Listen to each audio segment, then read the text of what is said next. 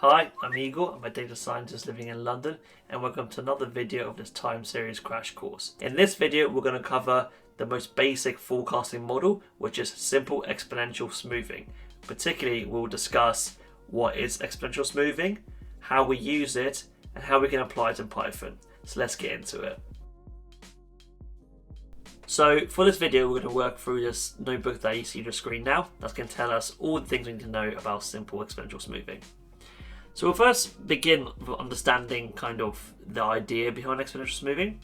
So as I've written here, you can think of exponential smoothing as kind of like a fancy way of saying that we're going to put more weight on recent observations to forecast in the future, right? So we're saying the next forecast is going to be some sort of linear sum plus some weights of the previous forecast when we forecast into the future. So it's kind of in between a naive forecast and also the average forecast, where it's saying, it's setting the whole average of the back data. We're going to take the most weighting from the recent values, but it's not going to be exactly the recent value. It's going to be some sort of multiply of the recent value. We'll get into more of the concrete details, but that's all you got to think about, is that exponential smoothing is basically what it says. You're smoothing the data and you're exponentially decreasing the how much you weight recent observations as opposed to older ones. So the first one we're going to discuss, like I said, is going to be simple exponential smoothing. And simple exponential smoothing, kind of like what I said here, is like this, written like this mathematically. So what we have here is y hat, which is our forecasted value. Then we have our other timestamps, so yt minus 1, and yt minus 2. Now, what this alpha parameter is, this is called the smoothing parameter, and they can take values between 0 and 1. The smoothing parameter is basically the goal we're trying to estimate here. So what we're trying to do is basically find the best value of alpha that'll give us the best forecast in the future. And again, we can fit alpha using historical trends. And the way we fit it is normally using method of least squares. And a method of least squares is, quite a common technique. I won't go into details here. You can look it up online in your own time. But even in Python, you don't need to worry too much about it because it's done for us by computing packages. And basically, the higher the value of alpha, the more weights on recent observations. We can see it here. So, for example, if alpha is 0.99, we can see we rate the recent observation quite highly. But as we do this 1 minus alpha, you see it gets smaller and smaller and smaller. So where alpha is 1, we basically have a naive forecast, right? Because if alpha is 1, this is 0, this is 0, dot dot dot, it's all going to be 0 apart from the recent value. And so our forecast will just be what it was in previous value, aka the naive forecast. Now the reason this is simple is because it doesn't take into account any trend or seasonality. All it's taking into account is basically the level, or just like the the average, what it was in the last few weeks or few days, whatever your time index is. It has a really good concept of what a long-term trend is, how it fluctuates during different periods, X, Y, Z.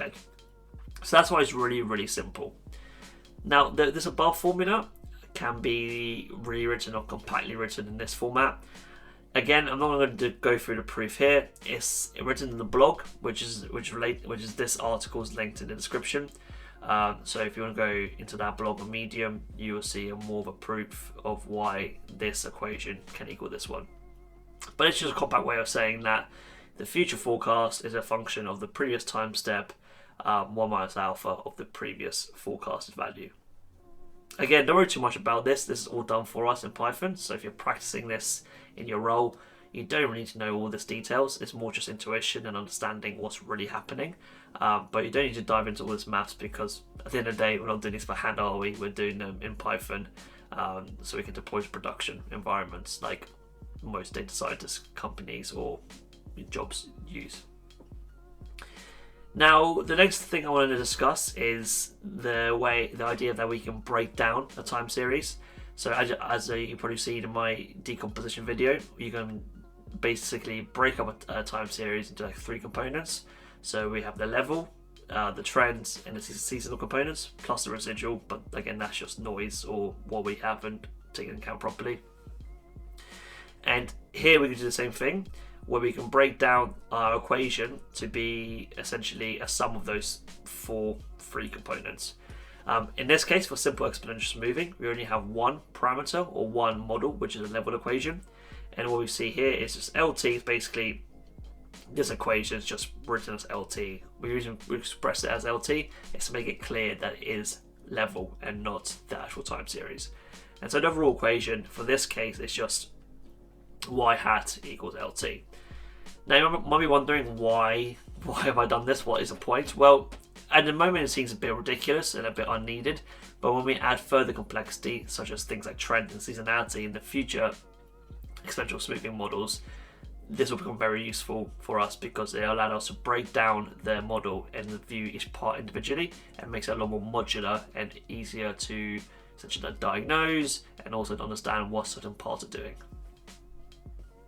Right, now let's move on to how we apply this in Python.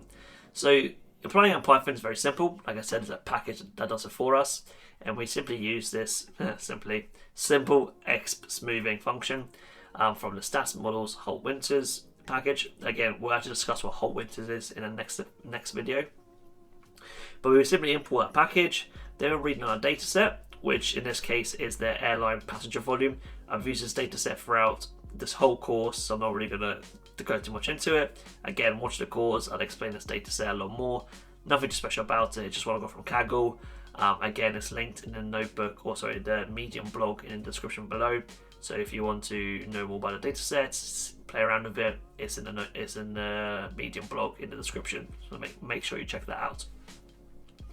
Then we're simply going to do a basic test train split. So again, because our data is time based, we have to do it by time. We can't do it by just randomly selecting 20% of samples as our test set. Again, I'll discuss cross-validation in a later video, especially how it works with time series. But in this case, we're just going to select the first 80% of data, and the remaining 20% is going to be our test set. Then we're going to plot our forecast using this function. And then what we're going to have is this fit a simple exponential smoothing. We're going to fit it to our time series, which in this case is train #passengers. This optimize equals true. Don't worry too much about it. It's just basically something to do with the engine and how it fits the models. Basically, it fits it quicker and more robustly than otherwise. The false would be making it a bit slower, but the estimates would be slightly worse. Then we'll forecast our fitted model onto the test set and finally plot the results. So let's just run this. It may take a little while to run. Now the forecast here isn't obviously great. As you can see here, we've got the blue, which is our train set, and then the orange, which is our testing set, and the green's our forecast. Yeah, it's not looking pretty good, is it? It's pretty much just a straight line. It's pretty much a naive forecast, almost. But like I said, this is just the naive, not naive, but it's my simple model, right? So it's not going to be particularly special. It's just more of a base that we can iterate other components from, and also just to gain understanding of how exponential smoothing works, because it's important to have that basic sort of knowledge level before we start, aggregating layers on top of this and adding more complexity to exponential smoothing.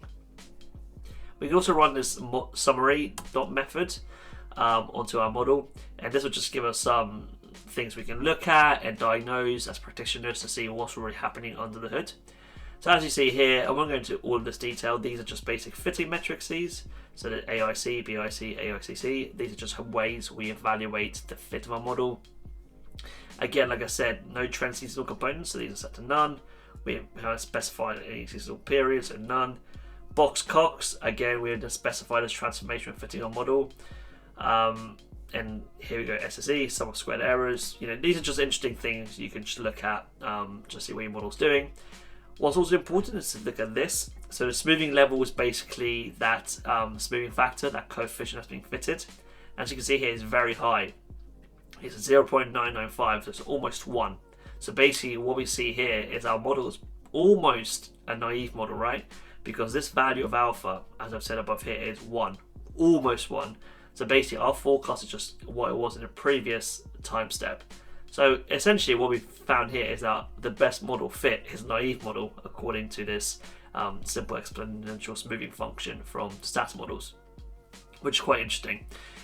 This also high value indicates that the trend is quite volatile and changing frequently as well. So a lot of interesting things you can find from this parameter if you look into it. Let's quickly recap of the key points discussed in this video. Simple exponential smoothing is the most basic model in forecasting. It's called simple exponential smoothing because it's a model that doesn't take into account seasonal or trend components, and the exponential smoothing part comes in when it's taking into account more recent observations more than older observations when carrying out a forecast. As you saw in the Python tutorial, this model didn't perform that well. However, this is to be expected considering that it is the most basic model, and it provides a good building block for future iterations.